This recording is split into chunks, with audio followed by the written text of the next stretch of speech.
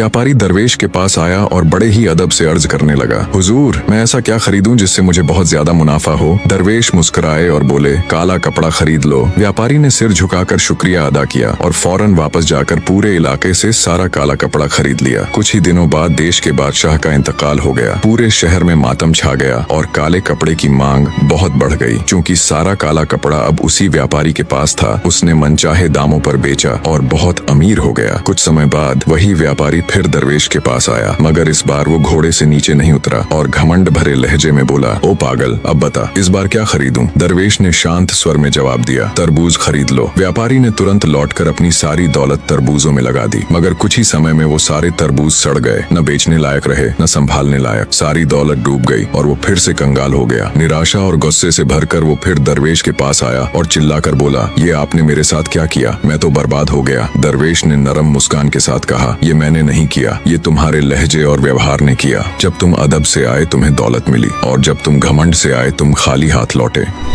एक आदमी दरवेश के पास आया और अर्ज करने लगा, ऐ दरवेश, मेरी ख्वाहिश है कि मेरी बीवी मुझसे मोहब्बत करे और हमारे बीच के झगड़े खत्म हो जाए। दरवेश ने मुस्कुराकर जवाब दिया, अगर तुम सच में चाहते हो कि तुम्हारी बीवी तुमसे प्यार करे तो मुझे शेर की एक मूंछ ला कर दो, तब मैं तुम्हारे लिए एक खास नुस्खा बना दूंगा। अगले ही दिन वह आदमी नदी के किनारे पहुंचा, जहां एक शेर अक्सर बैठा करता था। पहले दिन वह दूर खड़ा शेर को देखता रहा। दूसरे दिन वह थोड़ा करीब गया और अपने साथ मांस का एक टुकड़ा ले गया। उसने मांस दूर से फेंका, शेर ने उसे खा लिया। इस तरह दिन बीतते गए। वह रोज शेर को खाना देता और धीरे धीरे उसके करीब होता गया। शेर भी उसे पहचानने लगा और उस पर भरोसा करने लगा। आखिर एक दिन वह शेर के बिल्कुल पास जाकर बैठा और बहुत नरमी से उसकी एक मूंछ काट ली। शेर बेफिक्र रहा क्योंकि अब वह उसे अपना दोस्त समझने लगा था। वो आदमी खुशी खुशी दरवेश के पास आया और शेर की मूंछ पेश की। दरवेश मुस्कुराकर बोला, जब तुम सब्र, हौसले और नरमी से शेर का दिल जीत सकते हो तो अपनी बीवी का दिल जीतना तुम्हारे लिए मुश्किल क्यों है। याद रखो, मोहब्बत कभी जबरदस्ती या किसी नुस्खे से पैदा नहीं होती, बल्कि बर्दाश्त, हौसले और सब्र से पनपती है।